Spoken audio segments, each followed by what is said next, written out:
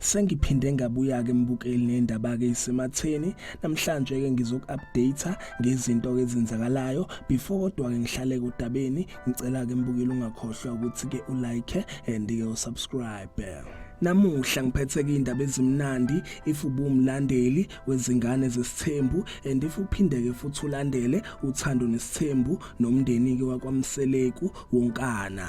Kunendaba ke lambukele ivelile ukuthi ke uMzansi Magic uyivuseleleke lapha inkontileka yezingane zesithembu for season 3. Izingane zesithembu ziyabuya ke kuwona lonyaka esikuwona okunyaka ka2025 zizoqala ke ukudlala lapha nge25 zika May. Kunjalo ke mbukeli season 3 uyaqala ke lapha ngoMay and ke uMay awukho kude kakhulu kusakudeke ngempela ukuthi ke ubhoreke if umlandeli womndeni wakwaMseleku.